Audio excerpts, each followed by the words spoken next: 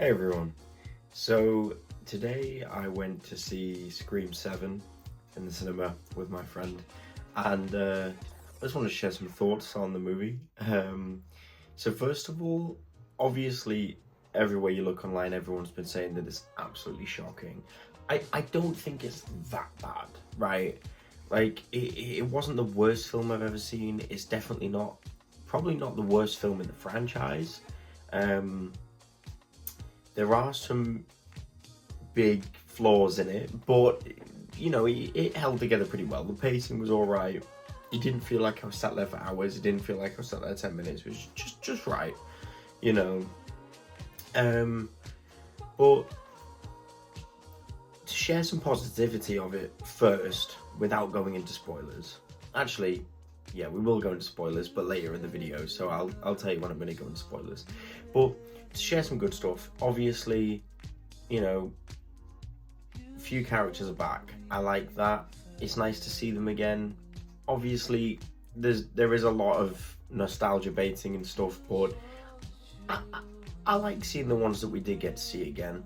It's nice, seeing the house and all the stuff, and how obviously with the Stab movies being a movie in the movie franchise, it's nice to see how they've adapted that to show like how people are fantasizing about the movies. It's still, and there's the house and stuff, kind of like an Airbnb type thing. It's cool, and I like that they've done that. It doesn't feel overly forced to be, new gen and stuff. It feels right. Like it feels realistic. The dialogue for the most part feels fairly realistic. So the writing wasn't terrible. Obviously they cover stuff like AI. And in all fairness, I have to admit, they did a pretty good job at it. I mean, one of the younger characters literally says, "No, I won't go near it. I hate the stuff killing the world," and so on.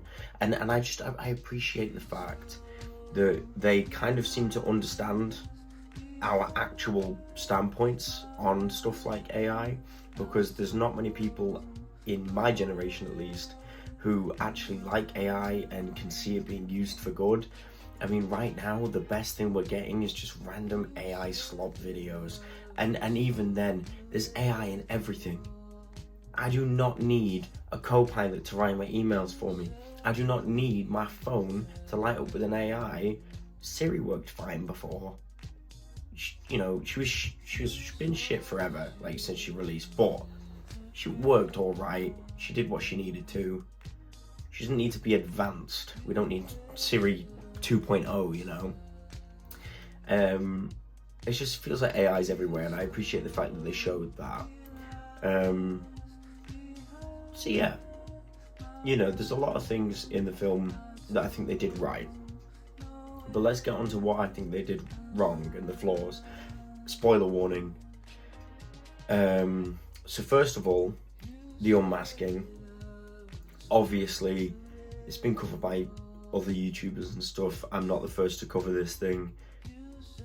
Now, people like Charlie Penguins, they said they felt like they didn't understand it. There was no reasoning. And yes, to an extent, there wasn't really much build-up. It didn't really make all that much sense. It doesn't really follow the standard formula for stuff like this, where, it's the boyfriend or someone's close to them and so on. It's just the neighbor.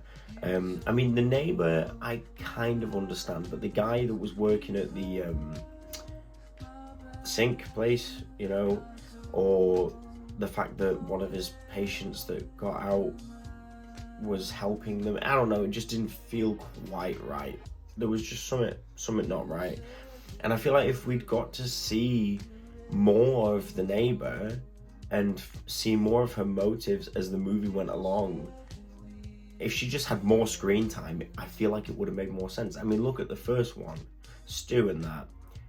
They got loads of screen time, and it made you kind of like these characters, made you, root for them, and then it turns out it was them, and then you kind of level with them to an extent. You kind of understand them a little bit more, you sympathize with them a little bit more. And obviously you're shocked because it's like, wait, what? It was Stu? Like, what? And that's what they seem to have lost in the more recent movies in the franchise is those original roots. What made the Scream series good to begin with?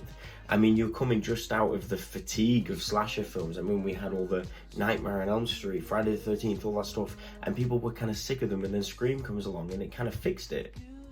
And it made it feel right again. And I feel like if they just did it to the same formula that they did it back then, it would still work to this day. I mean, yes, they would get a little bit repetitive, but it would work. But I do understand trying to do something new. So I have nothing against trying things out, seeing what works, but that's what tester audiences are for. Don't release a film when you don't really know what's going on or how it's going to go. Just use your tester audiences, see if they like it. If they don't, go back to the drawing board. It's not that hard. I would rather wait longer for a new film and it actually come out good, original, so on, than have a film every year or two and it be kind of lackluster, you know. And I think this is something with cinema at the minute is companies are so fast to go, yes, that works, let's release a sequel, let's do this, let's do that, let's release a spin-off, here's a TV show. I mean, look at Marvel. And this is the thing, is Marvel, DC, all this stuff. I mean, DC is looking pretty good right now with James Gunn on the ropes, but Marvel has lost their spark, and it's because they've forgotten what they were all about originally. I mean, look at the original movies. They weren't releasing every year, I don't think. We got a little bit more of a build-up till Avengers, but Marvel's always been over the top, very fast production, get it out, get it done with. I mean, if you actually go through all the Marvel movies, pre-Endgame and post-Endgame, you'll realise that there's a pretty similar ratio to good and bad movies. I mean, you have the Incredible Hulk. It was alright. Wasn't terrible, but it was alright. And you know it was alright because the main guy got recast. You know, you've got Iron Man, amazing, brilliant film, 10 out of 10. You know, you've got Iron Man 2. It was alright. It was pretty good. Not much to complain about, but it did feel a little bit rushed, I suppose. Captain America, the First Avenger, it was alright. You know? And then you look, you know, that leads up to Avengers 1, so when you have Thor, the first Thor film was just a bit and Dark World was awful. And then you look at like Ragnarok, which was absolutely amazing. So this is the thing, is as these movies go along, they always do this. But this is the problem with Scream right now, and a lot of franchises, is they're becoming Marvelified, where they're going quantity over quality. And they're also thinking, well, we don't want to bore people, so we're going to make the deaths bigger, and we're going to make the soundtrack bigger, and we're going to put more famous people in it. I mean, I'm sat in the cinema, and yeah, it was great to see some actors that I know and love. I mean, there's the guy from Gen V, should I say. You know, McKenna Grace, I mean, she's in everything nowadays, but I do respect her as an actress, so it was nice to see her, you know. There was the woman from You, there was all these actors that I know and I recognise that were kind of new to the movies, and it was nice seeing them, but then it's also kind of like, why do we need these big name stars in this? You know, I mean, how big were a lot of the cast of the original one before they did Scream? Yes, there were some that had had some decent work beforehand, but they were all newish, you know. And I think that's something that just, it really stands out, is that I'm sick of seeing the same 5 actors over and over again. Say, oh, there's a new movie coming out, I wonder who's going to be in it. Let me guess, Chris Pratt, McKenna Grace, Robert Downey Jr., you know, Glenn Powell, you know, all these people. I mean, I just don't get it. Ryan Gosling, for example, fabulous actor, really enjoy most of his movies, but does he need to be in everything? And this is something that just plays on my mind.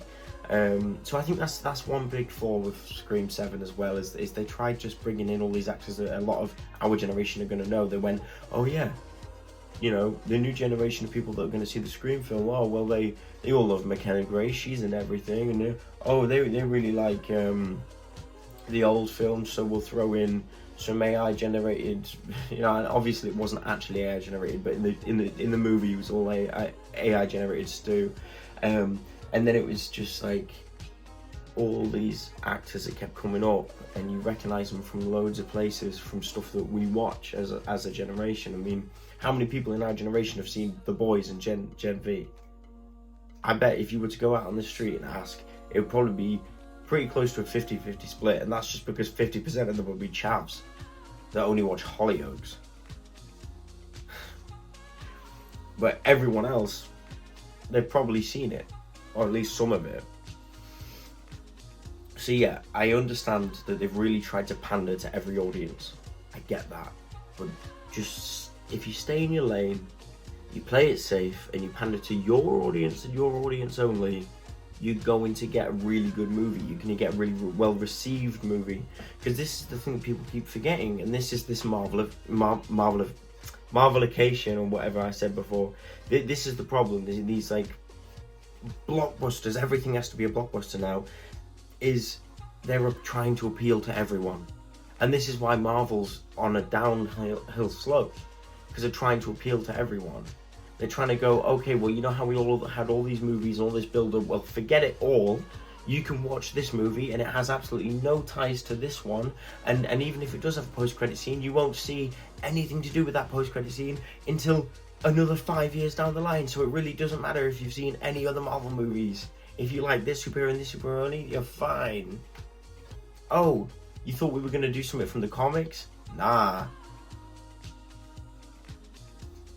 What the hell? And then look at DC. I mean, yes, James Gunn's movies so far have all been bangers. Guardians trilogy, bangers, you know. There's been Super, that was great. I think that's what it's called, I don't remember. Obviously Superman, also great. The Suicide Squad, not the original like 2016 crap one that just was an excuse for 21 Pilots to release another album. You know, but the newer one was brilliant. Peacemaker, brilliant.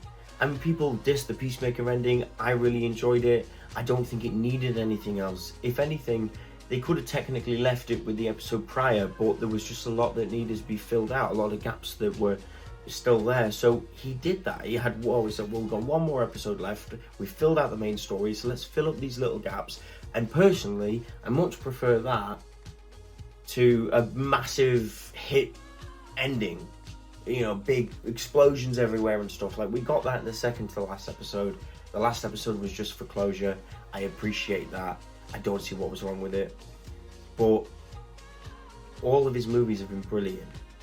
And he tries his best to stick to the source material.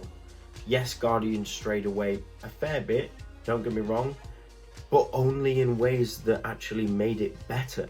The original Guardians comics were kind of alright at best. And bringing in stuff like the Walkman, him using that and stuff, and changing their outfits a little bit and so on, it fit the universe, it fit the style they were going for, it gave it just these extra little things that just pieced that puzzle together and just, you know, molded it into what we know the Guardians today. And stuff like the Guardians of the Galaxy video game wouldn't exist if it wasn't for those slight changes made. And Guardians of the Galaxy wouldn't be nearly as big as they are if it wasn't for those slight changes that he made to the story. Same goes for Superman. I know it's heavily based on a comic, I don't remember which one, but in the end of the day, there are changes from that. I think those changes fit the movie. And this is what they need to forget is, yes, you can make something original. There's no problem with that. But if you've got an IP that already exists, stick to what people know, because if you don't, you're just going to get a load of nasty feedback. Anyway, yeah, I did enjoy it. It was fun seeing it with my friend as well, so I'll leave it there. It's a watchable movie. If you want a quick film to just see and have a laugh with your friends, go watch it. It is quite funny at times. But yeah, peace.